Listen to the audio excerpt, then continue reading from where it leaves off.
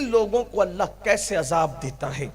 آئیے، اللہ اکبر، میرے آقا صلی اللہ علیہ وسلم کے دیوانوں، اللہ کے حبیب، ہم سب کے آقا غیب دا نبی صلی اللہ علیہ وآلہ وسلم ارشاد فرماتے ہیں کہ جب کسی بے نمازی کو اس کی قبر میں رکھا جاتا ہے جس نے نماز نہیں پڑھی۔ آج یہ بات عام ہے، جب نماز کا ذکر ہوتا ہے لوگ سوچتے ہیں یہ تو مولوی صاحب کی بات ہے کہ وہ تو نماز کا ذکر کریں گے، مگر ایک بات یاد رکھیں، نماز چھوڑ کر کوئی سچا مسلمان ہو ہی نہیں سکتا۔ مسلمان بننے کے لیے نماز ضروری ہے۔ حضور اکرم صلی اللہ علیہ وآلہ وسلم کے صحابہ کہتے تھے کہ ہم نبی کے دور میں مسلمانوں کو نماز سے پہچانتے تھے کہ جو نماز پڑھتا ہے وہ مسلمان ہے، جو نماز نہیں پڑھتا وہ مسلمان نہیں ہے۔ یہ بات ہے۔ بڑے پیر کی 11ویں کرنے والوں، ہم کہتے ہیں غوث پاک کی 11ویں ہم کرتے ہیں، کبھی سوچا اگر نماز نہیں پڑھتے تو غوث پاک اس کو قبول بھی کرتے ہیں کہ نہیں کرتے؟ میں نے غوث پاک کے ملفوظات میں یہ بات پڑھی، پتہ نہیں لکھنے والے نے کہاں تک انصاف کیا، لیکن یہ بات موجود ہے، دھیان سے سننا۔ غوث پاک بے نمازی سے کتنی نفرت کرتے ہیں۔ غوث پاک کے دل میں بے نمازیوں سے محبت نہیں ہے، بلکہ نفرت کتنی ہے۔ غوث پاک بے نمازیوں کو کتنا برا جانتے ہیں۔ سرکار غوث العظم دستگیر پیران پیر کا فرمان ہے، فرماتے ہیں اگر تم رستہ چل رہے ہو، رستے سے آ رہے ہو اور تمہارے پاس راستے میں ایک کتا گندگی میں بھرا ہوا آ رہا ہے اور ایک بے نمازی آ رہا ہے، اب تمہیں دونوں کے بیچ سے گزرنا ہے، اب آپ کو یا تو کتے کی طرف ہٹنا پڑے یا تو بے نمازی کی طرف ہٹنا پڑے، تو تم ہٹو گے کدھر؟ تو فرماتے ہیں جو گندگی میں بھرا ہوا کتا ہے اس کی طرف ہٹ جانا، مگر بے نمازی کی طرف مت ہٹنا، اس لیے کہ کتے کی جو نجاست ہے اگر وہ تمہارے جسم پہ لگ گئی تو اس کو آپ تھوڑے سے پانی سے دھل کر پاک ہو جاؤ گے، لیکن بے نمازی کی نحوست اگر تم پر پڑ گئی تو اس کو دنیا کے کوئی سمندر کا پانی دھو نہیں سکے گا۔ آپ مجھے بتائیں کہ بے نمازی سے اتنی نفرت غوث پاک کر رہے ہیں اور ہم لوگ مسجدوں کو ویران کر چکے ہیں، ہمارے پاس نماز کے لیے وقت نہیں ہے، دوستوں کے لیے ٹائم، ماں باپ کے لیے ٹائم، کھیل کود کے لیے ٹائم، جوا کھیلنے کے لیے ٹائم، شراب کے اڈوں پہ جانے کے لیے ٹائم، فلمیں دیکھنے کے لیے ٹائم۔ جس رب نے زندگی دی، جس رب نے دولت دی، جس رب نے قوت دی، جس رب نے بولنے کی زبان دی، جس رب نے دیکھنے کی آنکھیں دی، جس رب نے سب کچھ دیا، دھوکہ دینے والے لوگوں کے لیے ہم نے اتنا وقت دیا، لیکن اس اللہ کے لیے جس نے ہر نعمت ہمیں دی اس اللہ کے لیے ٹائم نہیں۔ آج مسلمان دھڑلے سے کہتا ہے مولانا ٹائم نہیں ملتا نماز کے لیے، واٹس ایپ چیک کرنے کے لیے نماز ہے، واٹس ایپ چیک کرنے کے لیے وقت ہے، فیس بک کے لیے وقت ہے، یوٹیوب کے لیے وقت ہے، کیرم کھیلنے کے لیے وقت ہے، تاش کے پتے کھیلنے کے لیے وقت ہے، ادھر ادھر بیٹھ کر کسی کی غیبت کرنے کے لیے وقت ہے، اللہ کی نماز کے لیے وقت نہیں ہے، اللہ کی عبادت کے لیے وقت نہیں ہے۔ سوچو اس غلام کا حشر کیا ہوگا جو اپنے آقا کی بارگاہ میں حاضر ہونے کے لیے وقت نہیں دیتا۔ جس رب نے سب کچھ دیا اس رب کے لیے ٹائم نہیں اپنے پاس۔ انجام کیا ہوگا؟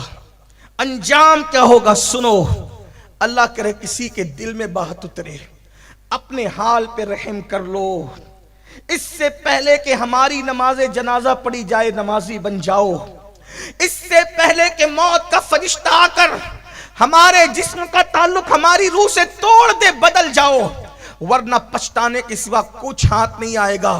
یہ بڑے بڑے مکانات، یہ بڑی بڑی کاریں، یہ بڑا بڑا بینک بیلنس، یہ بڑی بڑی جائیداد، یہ کھیتیاں سب یہیں رہے گی۔ کفن میں کچھ نہیں لے جانا ہے اعمال کے سوا، جو کفن میں لے جانا ہے اس کے لیے ٹائم نہیں، جو یہاں پڑی رہ جانا ہے اس کے لیے رات دن محنت، جھوٹ بول بول کے مال کما رہے ہیں، ناپ تول میں کمیاں کر رہے ہیں، لاٹریاں کھیل رہے ہیں، جوا کھیل رہے ہیں، سود کھا رہے ہیں، جو سب چھوڑ کر جانا ہے اس کے لیے رات دن محنت، جو قبر میں لے جانا ہے اس کے لیے کوئی محنت نہیں۔ تو اپنے سچے نبی نے فرمایا، میری ماں اور بہنوں کی بھی خاص توجہ، یہ بات صرف مردوں کے لیے نہیں ہے، یہ عورتوں کے لیے، ہر انسان کے لیے ہے۔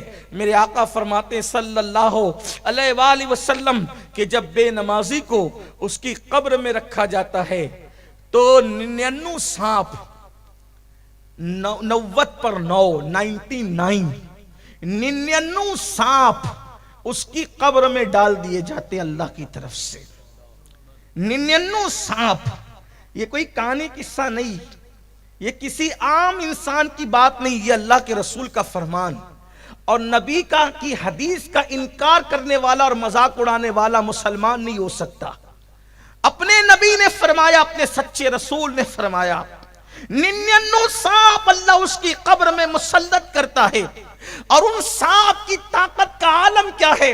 ارشاد فرمایا وہ جو 99 سانپ ہیں اس میں سے ایک ایک سانپ کی قوت کا حال یہ ہے کہ اگر وہ سانپ کسی پہاڑ پہ ڈنک مار دے تو پہاڑ ریزہ ریزہ ہو جائے، اگر وہ سانپ دنیا میں پھونک مارے، پھنکار دے تو اس کی گرمی سے سارے انسان مر جائے۔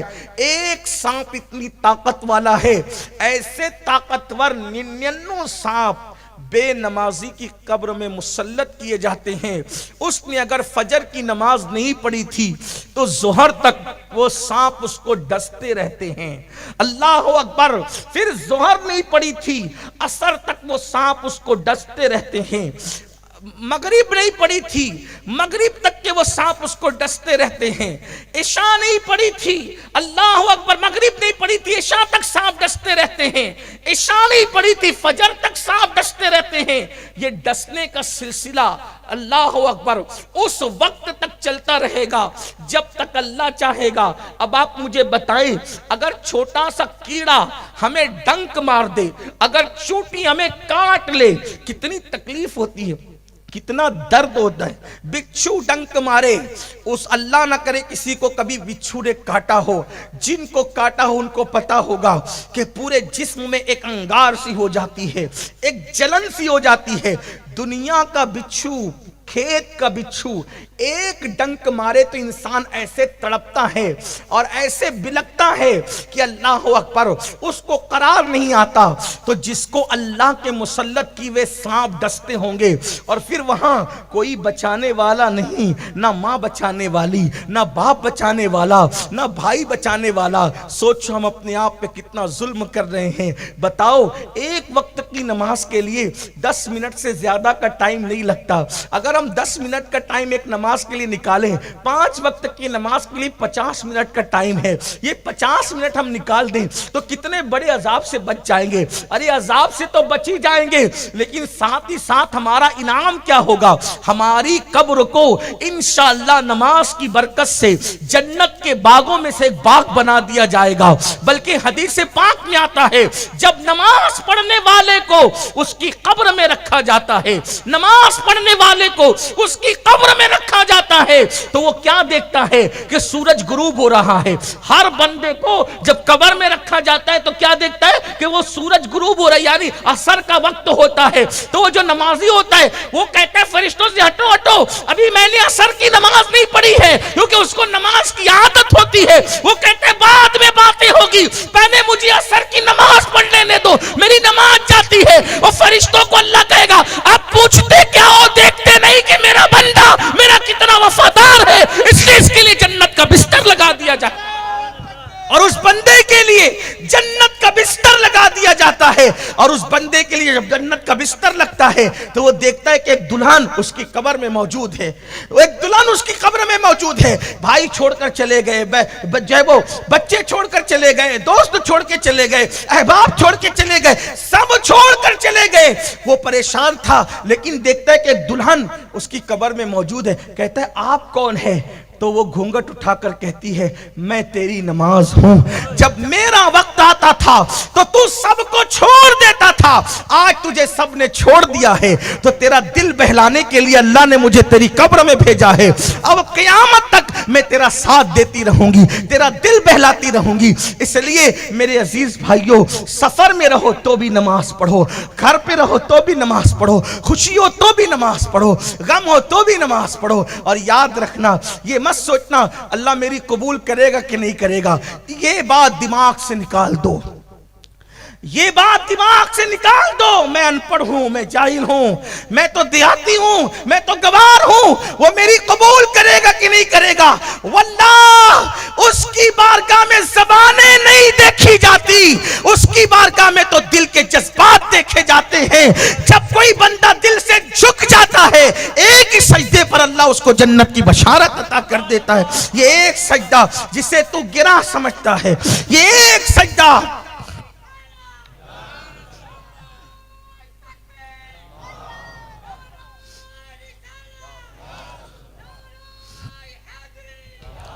یہ ایک سجدہ جسے تو گرا سمجھتا ہے، ہزار سجدوں سے دیتا ہے آدمی کو نجات۔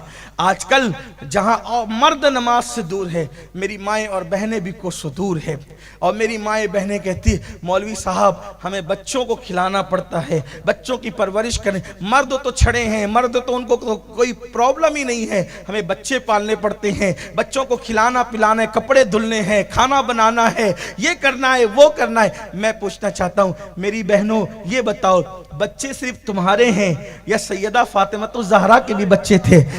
چھوٹی سی عمر میں، اتنی چھوٹی سی عمر تھی، چھوٹی سی عمر میں اللہ نے 5-6 بچوں سے نوازا تھا، ہر بچے کی خدمت کرتی تھی، لیکن کبھی نماز نہیں چھوٹتی تھی۔ بلکہ آپ کو بتاؤں، اللہ اکبر، آج تو گھر گھر جو ہے وہ نل بنے ہوئے ہیں، نلوں میں پانی آتا ہے، قریب قریب کنویں ہیں، اور پھر آٹا بھی چھوٹے چھوٹے دیہاتوں میں، بلکہ آج تو فقیروں کے یہاں جو بھیک مانگتے ہیں ان کے یہاں بھی آٹا پیس کر کے آتا ہے، فقیر کی بیوی کو بھی آٹا پیسنا نہیں پڑتا ہے نا۔ لیکن اللہ اکبر، سیدہ فاطمہ اپنے ہاتھوں سے چکی چلاتی تھی، اپنے ہاتھوں، کتنی مصروف زندگی تھی، اپنے ہاتھوں سے چکی۔ اتنے بڑے مالدار باپ کی بیٹی کہ ان کے بابا سے زیادہ مالدار کوئی نہیں تھا۔ لوگ کہتے ہیں کہ مالدار باپ کی بیٹیاں بڑے عیش پرست ہوتی ہے، لیکن میں کہتا ہوں سب ایسی نہیں ہوتی۔ واللہ سیدہ فاطمہ کے بابا سے بڑا مالدار کوئی ہو نہیں سکتا، کیونکہ کسی کا باپ کھیت کا مالک، کسی کا باپ زمین کا مالک، کسی کا باپ گاؤں کا مالک، کسی کا باپ جاگیر کا مالک۔ سیدہ فاطمہ کے بابا وہ تھے جسے اللہ نے آسمان سے لے کے زمین تک کے ہر چیز کا مالک بنایا تھا، حتیٰ کہ اللہ نے انہیں جنت کا مالک بنا دیا تھا۔ خالق کل نے آپ کو مالک کل بنا دیا، دونوں جہاں ہیں آپ کے قبضہ و اختیار میں۔ نعرہ تکبیر، ایسے نعرہ رسالت، نعرہ رسالت، محفل مصطفیٰ۔ ایسے مالدار باپ کی بیٹی، ایسے مالدار باپ کی بیٹی، ایسے دولت مند باپ کی بیٹی، جس کے بارے میں میرے امام نے کہا آسماں خان، زمین خان، زمانہ مہمان، صاحب خانہ لقب کس کا ہے تیرا تیرا۔ جس کو بھی بھیک ملی ان کے در سے ملی، جس کو بھی جو نعمت ملی اس کے در سے ملی۔ خلق کے حاکم ہو تم، رزق کے قاسم ہو تم سے ملا جو ملا تم پہ کروڑوں درود۔ فرشتے جس کے دروازے پہ دامن بھریں، انبیاء جس کے دروازے پر نعمتیں پائیں، اللہ اکبر، وہ میرے نبی کی چوکھٹ ہے۔ اللہ اندازہ تو کریں، اتنے مالدار باپ کی بیٹی ہے، ہاتھ سے چکی چلاتی۔ سرکار مولا کائنات فرماتے ہیں فاطمہ کو چکی چلاتے چلاتے ہاتھوں میں گٹے پڑ گئے، ہاتھوں میں چھالے پڑ گئے تھے، چھالے گٹے پڑ گئے تھے، اور فرماتے ہیں جب پانی بھر کر اپنی پیٹھ پر مشکیزہ رکھ کر لاتی تھی تو پانی پیٹھ پر رکھ کر لانے کی وجہ سے پیٹھ پر مشکیزے کے کالے نشان پڑ گئے تھے۔ یہ تھی ان کی زندگی، اور حال کیا تھا؟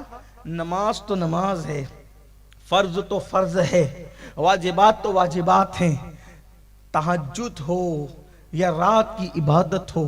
حالت یہ تھی کہ جب عشاء کی نماز کے بعد نفل نماز شروع کرتی، ایک ہی سجدے میں پوری رات گزار دیتی، ایک ہی سجدے میں، اور جب صبح ہوتی نماز جلدی سے مکمل کرتی، اور صبح ہوتی تو کہتی اللہ تو نے رات اتنی چھوٹی بنائی، اتنی چھوٹی تو نے رات بنائی کہ فاطمہ دل کھول کے سجدہ نہ کر سکے، کوئی رات ایسی بڑی دے دے کہ فاطمہ دل کھول کر دل کے ارمانوں کے ساتھ سجدہ کر لے۔